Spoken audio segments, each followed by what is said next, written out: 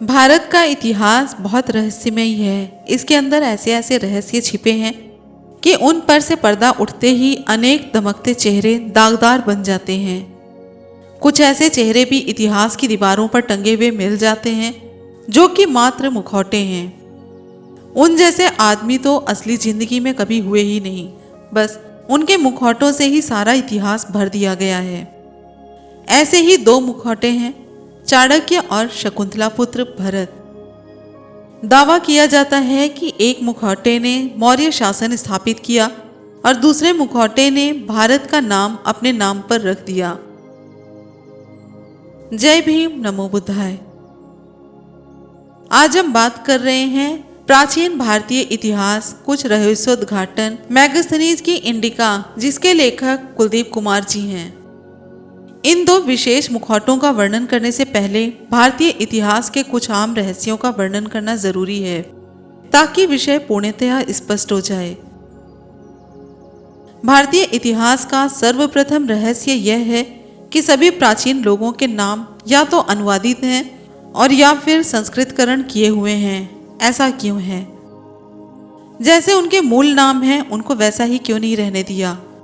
क्यों? यह एक रहस्य है।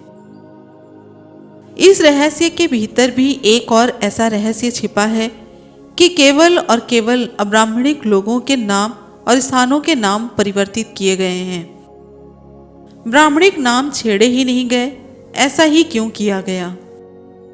वृंदावन, हस्तिनापुर, अयोध्या, मथुरा आदि ब्राह्मण धर्म के नगरों के नाम जैसे उनके ग्रंथों में हैं वैसे ही आज लिखे जाते हैं। दशरथ, अष्टावक्र, युधिष्ठिर, धृष्टद्युम्न, इन जैसों के नाम जैसे के तैसे पड़े हैं। बुद्ध धर्म की राजधानी पालीबुत्र को पाटलिपुत्र, सावथी को श्रावस्ती, अम्रपाली को आम्रपाली क्यों बना दिया गया? ना कोई जानता है और ना कोई बताता है। सम्राट देवानंद प्रियदर्शी अशोक के नाम के साथ तो भयंकर खिलवाड़ हुआ है।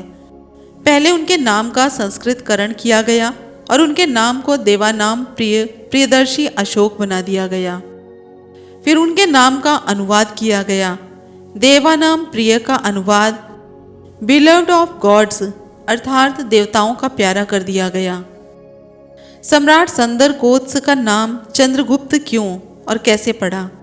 शायद कोई नहीं जानता या शायद हमें पढ़ाया ही यह नहीं जाता कि उनके मूल नाम जानना हमारे लिए जरूरी ही नहीं है। निश्चित रूप से यह काम किसी पोंगा पंडित का नहीं है। यह शातिर और घाघपंथी लोगों का काम है।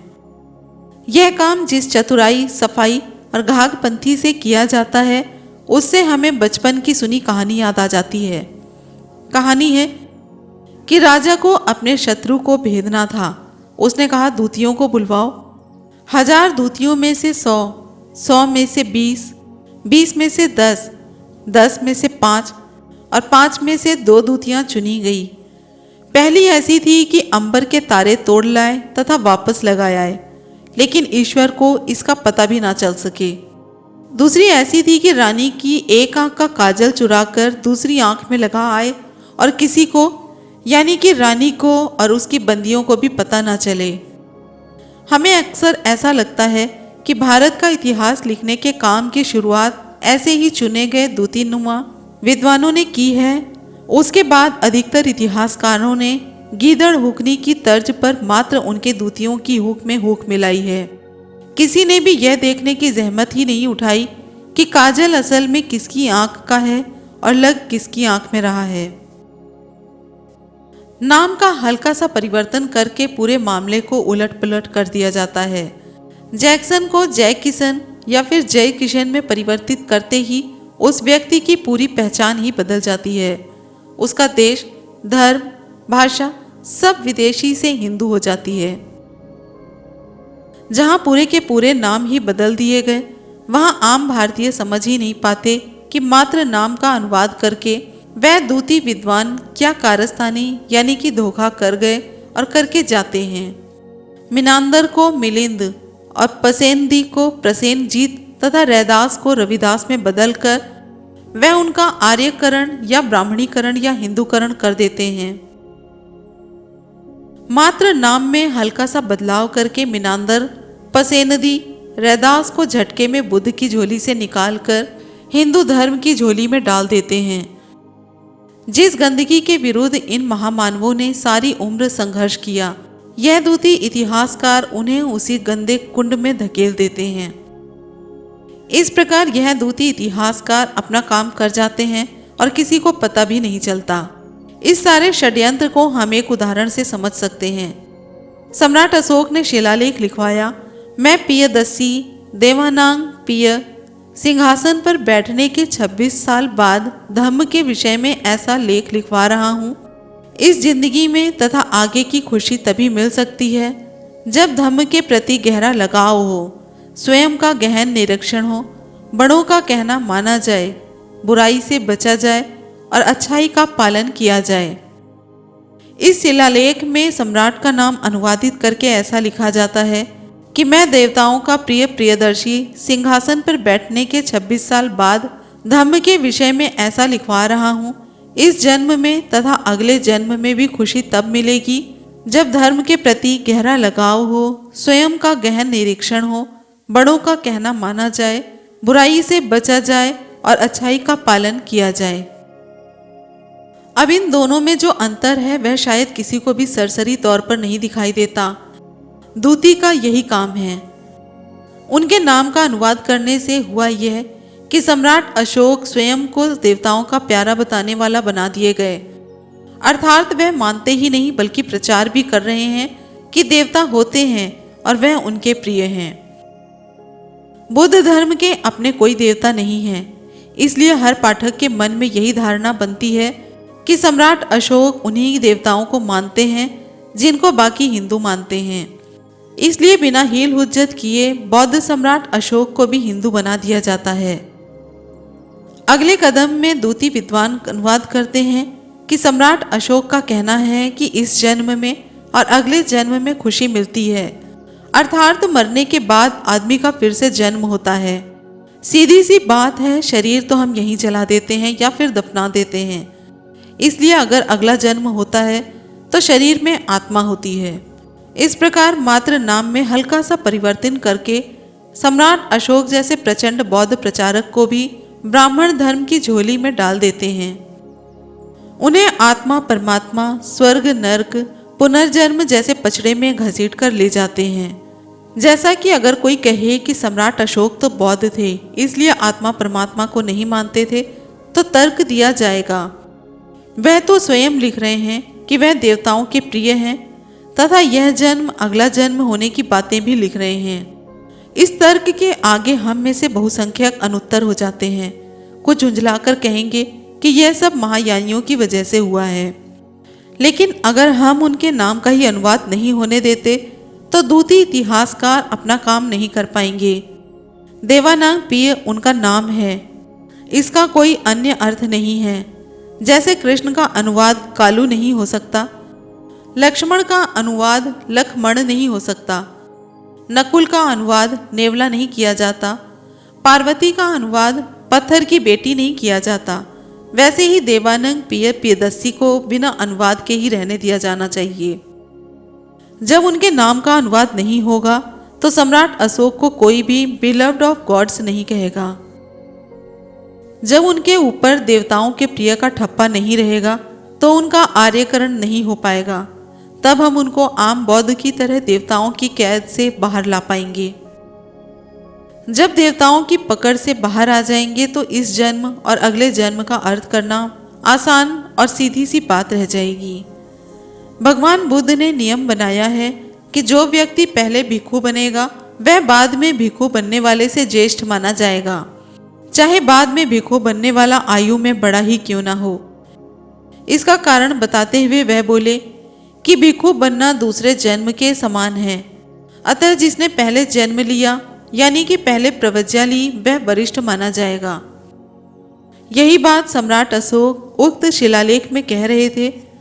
अगर आप वर्तमान जिंदगी में साधारण गृहस्थ रहकर बुद्ध धर्म का पालन करना चाहें तो भी आपका कल्याण होगा, और अगर आप अगले संसार यानी कि भिक्षु संघ में शामिल होना चाहें यानी कि इस संसार का घर बार त्याग कर प्रव्रज्या लेना चाहें तो भी आपका कल्याण होगा। यही बात बाबा साहेब डॉक्टर अम्बेडकर धर्म दीक्षा देते हुए 22 प्रतिज्ञाओं में कह रहे हैं कि मैं मानता हूं कि आज मेरा नया जन्म हुआ है। या इस शिलालेख का अर्थ यह भी हो सकता है कि अगर अभी आप बौद्ध नहीं हो और आप बलि यज्ञ आदि त्याग कर नेकी सदाचार के मार्ग पर चल रहे हो तो भी आपका कल्याण होगा, और आप बुद्ध धर्म अपनाकर अष्टांगिक मार्ग पर चलते हो तो भी आपका कल्याण होगा। अतः सम्राट अशोक को तभी बौद्ध रहने दिया जाएगा जब उनका असली नाम जैसे है वैसे ही रह पाए। अगर उनका नाम अनुवादित या परिवर्तित हो गया तो उनका धर्म परिवर्तन करने में दूती विद्वान एक पल भी देर नहीं लगाएंगे। तब राधा कृष्णन जैसे लेखकों को यह कहने का अवसर मिल जाएगा कि भगवान बुद्ध तो जन्म से लेकर मृत्यु तक हिंदू बनकर जिए। विवेकानंद जैसा दूती विद्वान विश्व धर्म सम्मेलन में बुद्ध की शिक्षाओं को वैदिक धर्म बताकर लोगों को गुमराह करता रहेगा। उसने लोगों को यह नहीं बताया कि वैदिक धर्म का मुख्य ग्रंथ तो यज्ञ की जलती आग के पास सबके सामने बाप द्वारा बेटी से संभोग करने का शोभन कार्य बताता है तथा ऐसा पैदा हुई संतान को देवता यानी कि रुद्र जिसे लोग शिव भी कहते हैं वह बताता है। उसने लोगों को यह नहीं बताया कि उसके धर्म पूर्वज तो वह लोग थे जो अपनी माँ बहन बेटियों तक को जुए में हार जाते थे, और जब ऐसे जुए में हारे धन को पाने के लिए कोई अपनों को ही नहीं मारना चाहता था तो गीता का ज्ञान देकर उसका पूरा खानदान मरवा दिया जाता है। उस दूती भगवा धारक ने बुद्ध की आंख से धम्म का काजल चुराया और चरित्रहीन देवी की आंख में लगाकर उन्हें भगवान बनाकर पेश कर दिया। विवेकानंद विश्व धर्म सम्मेलन में बोला कि वैदिक धर्म शरीर है तथा बुद्ध धर्म उसकी आत्मा है। क्या कभी किसी बौद्ध विद्वान ने सोचा है कि ऐसा कहकर विवेकानंद ने क्या किया है? उस शख्स ने बुद्ध, कबीर, रैदास, नानक इन जैसे संतों के जीवन भर के संघर्ष को मटिया मेट करके संत धर्म और बलि धर्म को एक इकाई बना दिया है। क्या गुरु नानक का वाक तिन का मंदार आँखिए जिन जन्मे राजान उस वैदिक धर्म की आत्मा हो सकता है जो ऐसे शख्स को धर्मराज बताता है जिसे अपनी माँ बहन बेटी तक को जुए के दांव में लगा दिया? असल में इन दूती इतिहासकारों ने यह काम इतनी चतुराई, सफाई और घाघपंथी से किया है और कह रहे हैं कि हम भारतीयों को उस धोखाधड़ी का एहसास या आभास ही नहीं हो पाता। परिणाम स्वरूप पूरी पश्चिमी दुनिया के लोग अभी तक बुद्ध और ब्रह्मा को एक ही धर्म का गुरु मान रहे हैं। अब वहां भिक्षुओं को लोगों को समझाना पड़ रहा है कि ये दोनों भिन्न ही नहीं बल्कि विपरीत धर्मों से संबंध रखते हैं। ऐसे ही पंचतंत्र के रचनाकार बौद्ध विद्वान विष्णु शरमण हैं जिन्होंने दूसरी शताब्दी में इस नीति ग्रंथ की रचना की है। जैसे भगवान बुद्ध की शिक्षाएं सुत्त यानी कि कहानी के रूप में मिलती हैं, वैसे ही इस ग्रंथ में जीवन के हर पहलू की शिक्षाएं कहानी के रूप में लिखी गई हैं ताकि पढ़ने लिखने से वंचित रखे गए लोग भी बेअक्ल ना रह जाएं। अब इन दूती विद्वानों ने क्या किया जरा देखिए। कहानियों का सार या रूप बदलना उनके बस की बात नहीं थी, अतः उन्होंने रचनाकार के नाम शरमण को शर्मा में परिवर्तित कर दिया। हर भारतीय जानता है कि शर्मा का अर्थ है ब्राह्मण, परंतु आम भारतीय नहीं जानता कि शरमण का अर्थ बौद्ध भिक्षु होता है। वह यह भी नहीं जानता कि संस्कृत भाषा में श्रमण का अर्थ नीच अधर्म करने वाला किया गया है। नाम में मामूली सा परिवर्तन करके इन दूती विद्वानों ने एक श्रमण विद्वान की मेहनत को हड़प कर ब्राह्मण जाति के नाम कर दिया। हम ब्राह्मण जाति इसलिए कह रहे हैं क्योंकि अब हर विद्वान जो ब्राह्मण जाति से संबंध रखता है गर्व से सिर उठाकर कहता है कि पंचतंत्र तो उनके ही किसी पुरखे ने लिखी है। वैसे भी पंचतंत्र संस्कृत में लिखी हुई है, सो उनको दावा करने का एक और बहाना मिल जाता है। अब सवाल उठता है कि हमारे पास क्या सबूत है कि विष्णु श्रमण थे, शर्मा नहीं। हमारे पास सबसे बड़ा सबूत यह है कि 1881 की जनगणना से पहले शर्मा शब्द का अस्तित्व ही नहीं था। जैसे ब्राह्मण मनु ने भारत की असंख्य जातियों को ऊंच नीच की दीवारों में कैद किया, वैसे ही उसकी अपनी जाति वाले लोग भी ऊंच नीच की दीवारों में कैद हो गए। चित्पावन, गौड़, पांडे, द्विवेदी, चतुर्वेदी, गोस्वामी, हर कोई ब्राह्मण गोत्र दूसरे ब्राह्मण गोत्र से श्रेष्ठ होने का दावा कर रहा है। 19वीं सदी में भी अनेक ब्राह्मण स्वयं को दूसरे ब्राह्मण गोत्र से ऊंचा करार दे रहे थे। 1881 में जब जनगणना हुई, उसमें पहली बार हर व्यक्ति की जाति पूछी और लिखी गई। उस समय अफवाह यह फैली कि सरकार जातियों की ऊंच नीच तय कर रही है, अतः हर जाति समूह ने स्वयं को दूसरों से उच्चतर जाति घोषित करने की कोशिश में नए नए जाति समूह बनाए। इसी कड़ी में शर्मा, जिनमें कि 29 ब्राह्मण गोत्रों का समूह था, अग्रवाल, जिसमें कि 21 बनियों गोत्रों का समूह था, गुप्ता, इसमें 17 बनियों गोत्रों का समूह था, कायस्थ, जिसमें कि उच्च शूद्र कर्मी जातियों का समूह आदि बनाए गए। अगर 1881 से 10-20 साल पहले ही शर्मा समूह बन गया हो, तो भी उससे 1800 साल पहले लिखे ग्रंथ में शर्मा नाम हो ही नहीं सकता। कुछ भी करके सन 2000 ईस्वी में शर्मा शब्द बना ही नहीं था, अतः 20वीं सदी में उसे किसी शर्मा की रचना बताना दूती जैसा ही काम है। दूसरा सबूत पंचतंत्र का विषय है। ग्रंथ के 5 खंड हैं, परंतु कहीं भी किसी ब्राह्मणिक देव, भगवान, अवतार या फिर किसी कर्मकांड का उल्लेख नहीं है, जबकि इसका लगभग पूर्ण विषय श्रमण धर्म के ओतप्रोत है। नेकी करना, धोखा न देना, मित्र की सहायता करना तथा भाग्य और भगवान पर विश्वास न करना आदि सभी श्रमण धर्म की शिक्षाएं हैं। जहाँ तक मौजूदा पुस्तक के विषय वस्तु इंडिका ग्रंथ का सवाल है, इसमें ऐसे अनेक रहस्यों का रहस्योद्घाटन किया गया है। इस ग्रंथ में उजागर किए गए तथ्य आंख खोल देने वाले हैं। मुख्य तथ्यों का उल्लेख हम कर रहे हैं। पहला है, पाटलिपुत्र का असली नाम पाली बुद्ध अथवा पाली बुद्ध है, जिसका अर्थ है बुद्ध की पालित नगरी। दूसरा, आर्यावर्त भारत और पांड्य देश, ये 3 अलग अलग और भिन्न भिन्न देश हैं, अर्थात आर्यावर्त भारत से दूर और अलग क्षेत्र था। तीसरा है, मौर्य काल तक भारत में कोई वर्ण, कोई जाति नहीं थी। चौथा है, आर्य यानी कि मीडियन ब्राह्मण 321 ईसा पूर्व के बाद भारत में खुलकर बसना शुरू हुए, जब वहां के क्षत्रप सेल्यूकस ने हारने के बाद आर्यावर्त का इलाका सम्राट संदर कोत्स को दहेज दिया था। पांचवा है, भारत में 3 तरह के अगुआ होते थे, ब्राह्मण श्रमण तथा श्रमण ब्राह्मण। छठा है, मैगस्थनीज ने सिंध दरिया के साथ साथ अनेक नगरों के फलने फूलने का उल्लेख किया है। इसका अर्थ हुआ कि सिंध साम्राज्य के नगर मौर्य काल के बाद नष्ट किए गए। सातवां है, कौटिल्य नामक पात्र केवल काल्पनिक नाम है, मौर्यकालीन दस्तावेजों में उसका कहीं कोई अता पता नहीं है। आठवां उल्लेख है, वर्तमान में जीटी रोड के नाम से विख्यात राष्ट्रीय राजमार्ग काबुल से लेकर कलकत्ता तक नंद काल में बनवाया गया था। नवां उल्लेख है, इंडिका में बुद्ध के अतिरिक्त किसी भी धार्मिक गुरु या भगवान का नाम नहीं।